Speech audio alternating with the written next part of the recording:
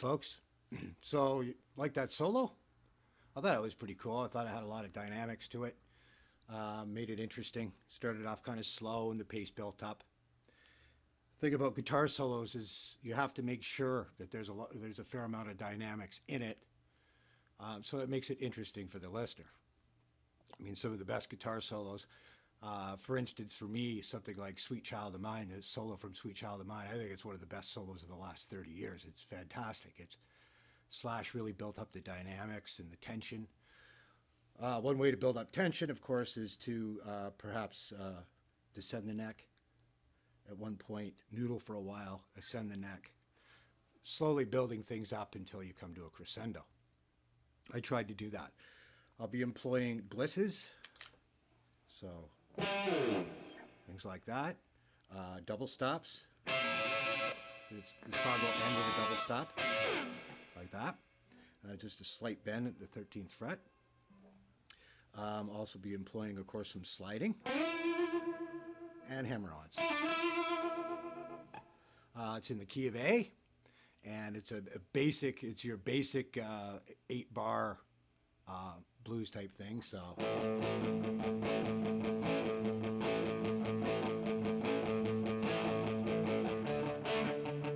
pretty basic, right? Of course, I'm doing something.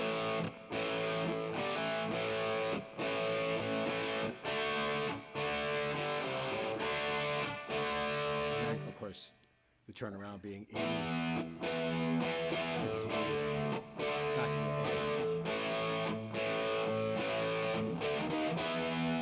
A. Pretty basic stuff, but doing it in a more of a hard rock context, you know, a la AC/DC almost. And I noticed when I was playing it, I kind of went, wait, that's kind of an Angus Young look. We all rip off everyone. It's inevitable. It happens, especially if you are an AC/DC fan. So, without further ado, we'll go into it. The best way to approach a guitar solo, from my perspective of playing 30 plus years in blues, hard rock, metal, jazz, and country contexts, is to break it into bits and pieces. So, the first, the solo starts off with just a gliss from the G at the 15th fret. So, and then a quick E and A. And try to get as much vibrato out of that A as possible. Now that's another thing, kind of a staple of my own playing. I use the vibrato a lot. And I probably got that off of Angus Young. I don't know. Stevie Ray Vaughan, people like that. Jimi Hendrix had a fantastic vibrato. It just adds so much character and flavor to whatever you're playing. So, and then it's basically kind of a laid back, almost a laid back feel. You're basically just going from the C, 5th fret, G string, A, 7th fret, back to the C. So, now you're going to slide from the D to the C, or from the C to the E, whatever. So it's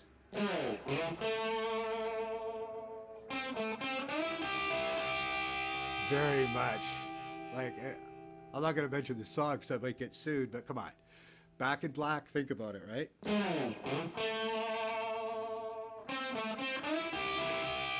So it's just sliding from the C to the E, and you're going E, G, E, G. So from the G string, 9th fret, to the 8th fret on the B string, which is a G. So,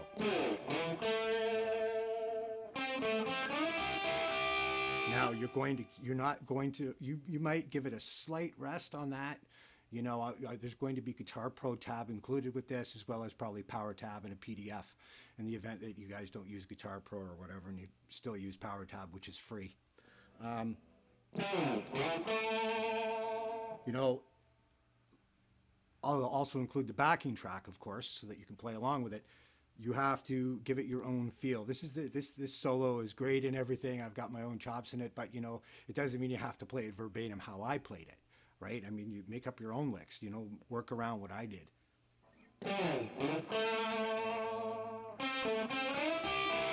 Now you're just gonna we're basically just doing essentially some arpeggios.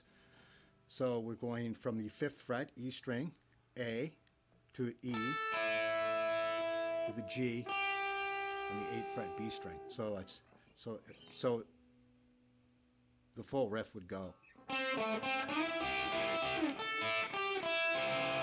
So you're going then E, C, 5th fret, and then hit the A twice, and another vibrato. So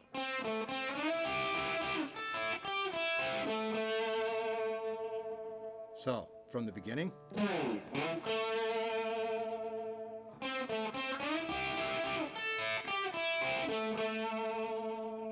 Again, when you're playing along with the song itself, as you saw, just go back to the beginning of the video and you'll see how I played it.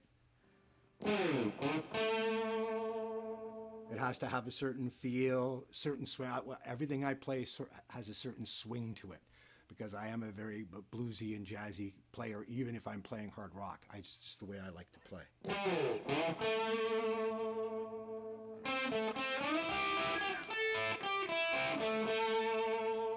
Now slight palm mute, and what you're doing here is a couple of 16th notes. Now the pace starts to pick up a little bit.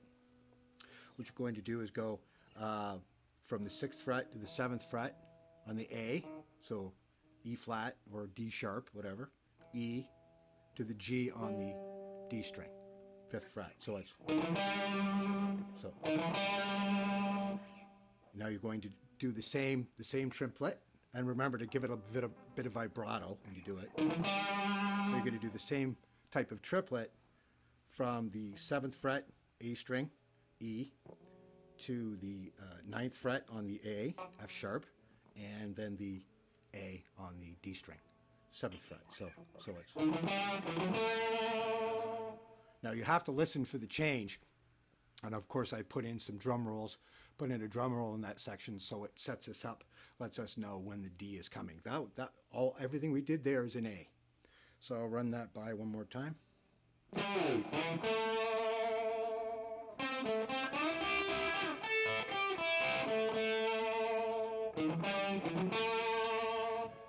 Okay, remember that vibrato. Work on that. I have a tendency to kind of overuse vibrato sometimes. Like, when I play jazz, I have to remember, wait a minute, I don't really put some vibrato in there. It doesn't suit what you're playing, because I just got so into playing the blues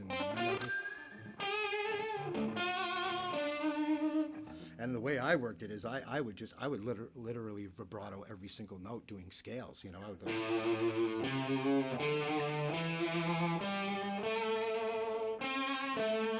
things like that. Okay. So now on to the next part. Now we're getting into D. So we're basically going to be in the 10th and 12th position for that. So building up, here we go. Now I'm going to go 12th fret A string. So, and that's going to be a 60. You're going to hold that for a second, then you're going to do 3 16th notes. So. And then you're going to go 10th fret, A, B string, 10th fret, G, and you're going to give it a half step bend. So you're bending from the F to F sharp. So.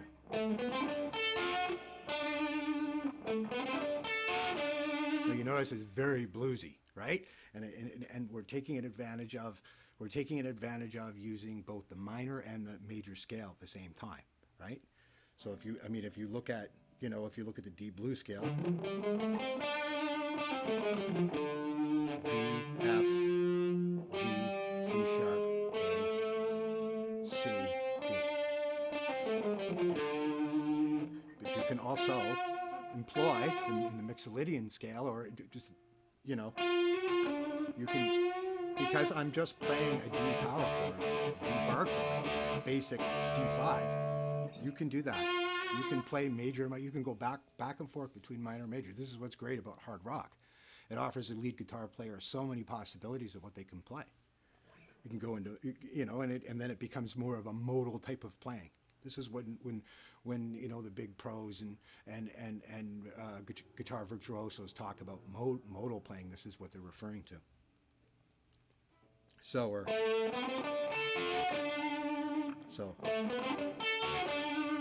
again, very a la Angus Young almost, right? But everybody has done that. You know, B.B. King's done licks like that. Hendrix did licks like that. You know, some of the bluesy or jazz guitar players, sometimes Wes Montgomery got very bluesy in his jazz guitar playing and his jazz playing, you know, and he very much employed half-step bends. It just gives it such an eerie, beautiful sound, I think. That's one of the things I love about the blues. So it's pretty basic.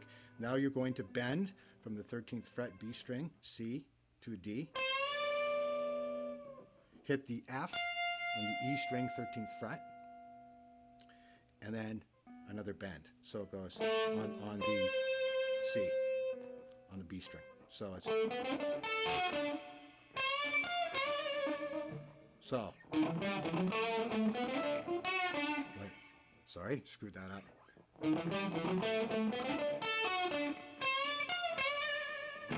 Now, how much rest you put into that is up to you. Right? You have to watch and see how much of a rest you're going to put into each note as you play along with the backing track. You know, it could vary. You know, you could even add a few notes. You don't have to. I'm trying to make it a little more laid back and bluesy at that point, because later on I will get a little more employ the A minor scale again and even get into more of a major thing. Okay, so now we're still in D. So what I decided to do was do something a little chromatic. So you're going to do a rake, and a rake is basically just palm muting. This is for folks that aren't familiar with this technique. If you are, I apologize. Okay, so you're basically just, you need a mute. You're going to mute everything but the E string. So it's, and you're going to bend from the 15th fret E string, high E string, G, to the A. So it's, then just chromatic, 15, 14, 13. So it's all sliding. So 15th fret, 13th to C, slide down to the A. Now you're going to do a hammer on from the 13th back to the 10. Basically a brief pick back to the C, 13th fret, B string, and then bend again, and vibrato the hell out of that. So it's... So, that whole D lick is... I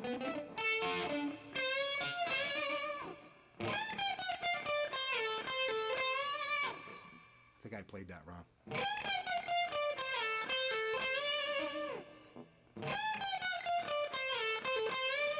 You could do that a little quicker, but that's essentially what it is. Without the backing track at this point, and I'm sorry, I don't have the wherewithal to do that yet. I'm working on that. Okay, so now we're out of the D, and you'll hear the change in the backing track as you're playing along with it. We're going back to the A, and I decided to employ the A blues scale for this one by doing another rake. I like my rakes. With a half step bend from the D to the D sharp. So if you look at the A blues, A, C, D, D sharp, A, G, right?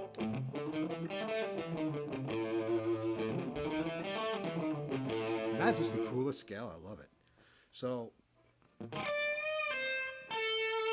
you're basically you're going to pull off onto the C, land on the A,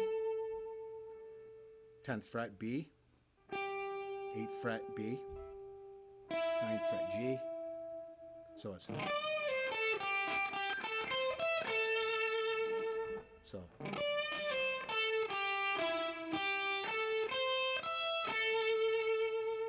basically just playing the scale, really. C to the E, back to the A, and again, big vibrato.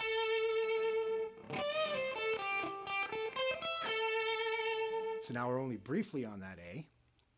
for only four, I believe it's only 4 bars. So now we're kicking into the A for the turnaround. So we're going to employ the E blues scale for this, which again is, and I'm going to do a bit of chromaticism here.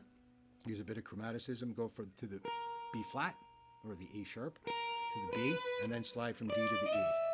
So that riff would go.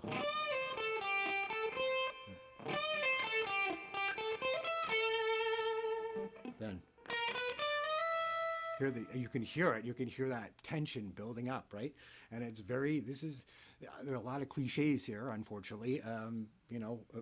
Most of us will play that way because of the music we've listened to over throughout our lifetimes. So basically just chromatic.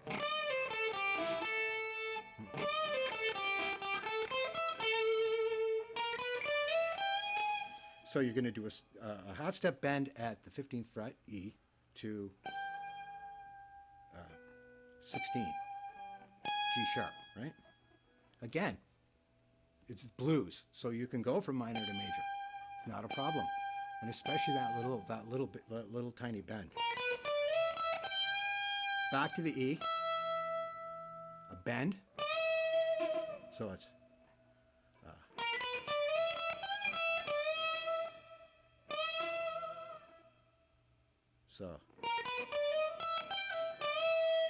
now 16th note real quick. Basically, you're doing an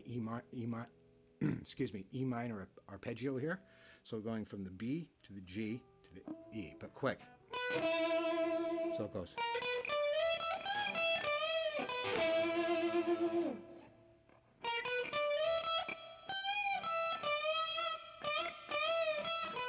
You could even go back to the E briefly, as long as it's in time.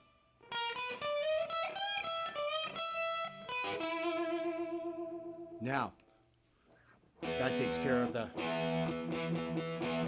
Now we're going to go back to the D, down to the D. So now we're going to get a little more... This is where, most of us practice picking scales, right?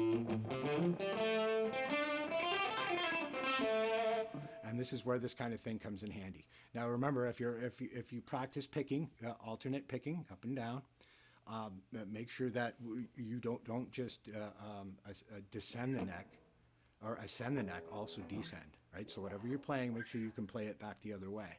That's very important. A lot of people, they're really good at playing up the neck, and then they go to try to go down the neck, and it could be a problem.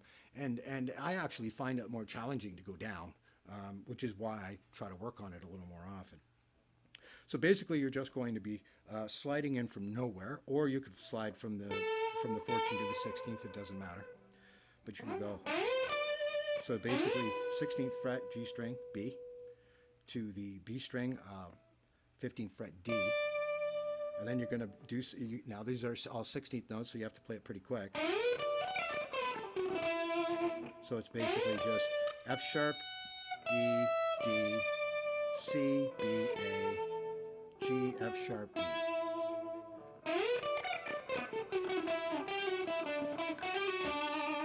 Now that pattern, I've got it written a certain way in the tab. You choose how you like to do it. That's one of those riffs where I just play whatever I want every single. I never play the same thing twice. So.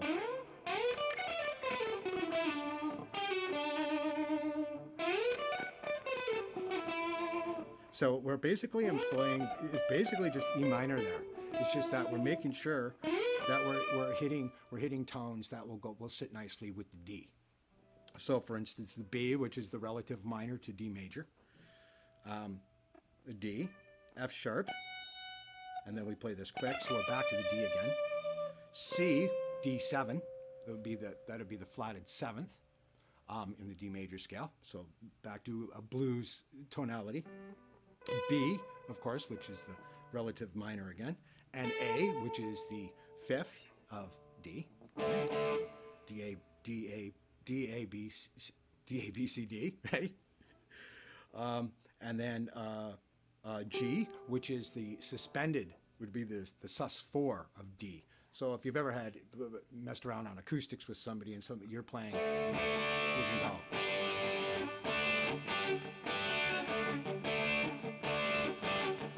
You know, it's very country major sounding. And then of course the F sharp, which is the third of the D. And then E, you won't be on the E, resting on the E very long. Don't rest on the E because it will sound a little bit, it won't sound too bad because you're not too far down from the D, but try not to rest there too long. And I usually go something like that. So basically 12th fret G, hammering on to the 11th fret, 11th fret on the G, back to the D on the 12th fret, and then possibly, you know, a little like a to the E, you know, there's any number of sequences you can do with something like that.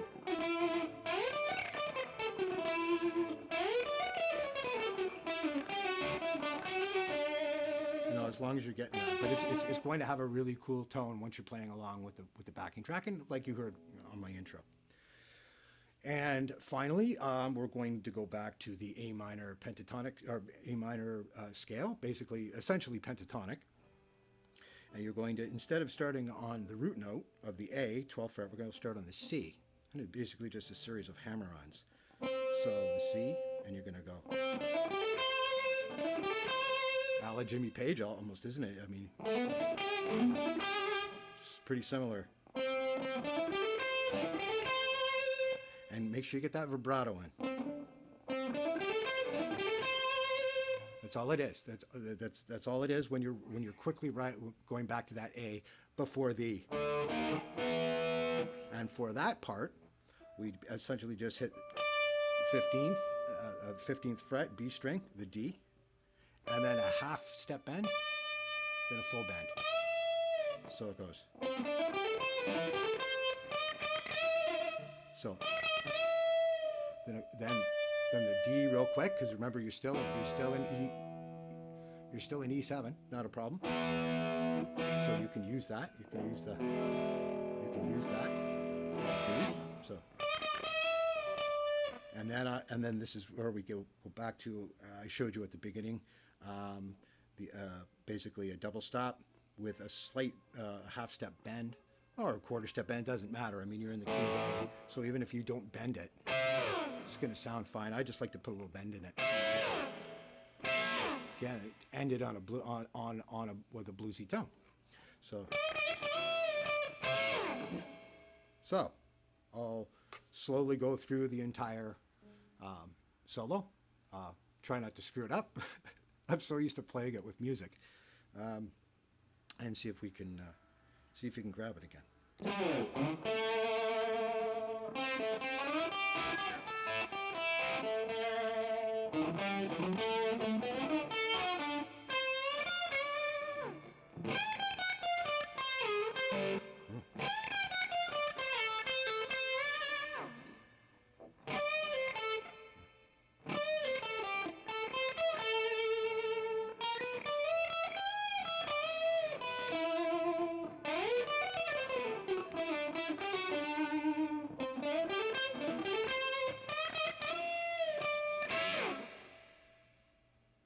Basically, I kind of screwed it up again.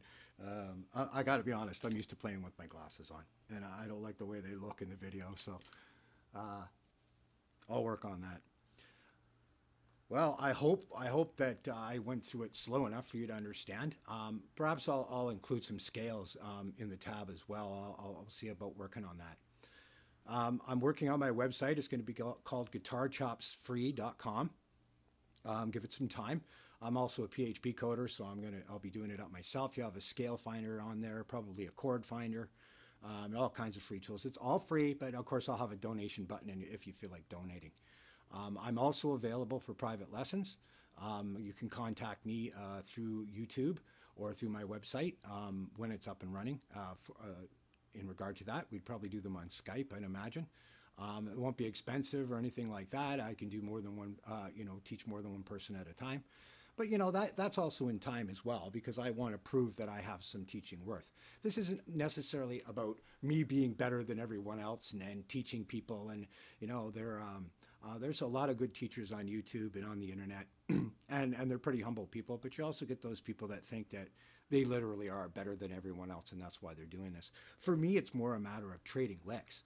You know, I learn more from just sitting down with somebody, even if they can't play like, you know, haven't been playing as long as I have, or don't play the same way or whatever. Somebody that only knows a handful of chords, and they'll play something, and I'll go, "Hey, man, that was cool," and I'll watch what they did, and I'll learn from that. So you can learn from anyone. It doesn't. People don't have to be major shredders for you to learn from them. You know, it's all a matter of trading licks and just it's music. Have fun and learn from one another. You know, the best lessons anyone can have is sitting down and jamming with your buddies, because you both have, you know, everyone has a different mind. You have a different way of approach. It might be the same scales and the same,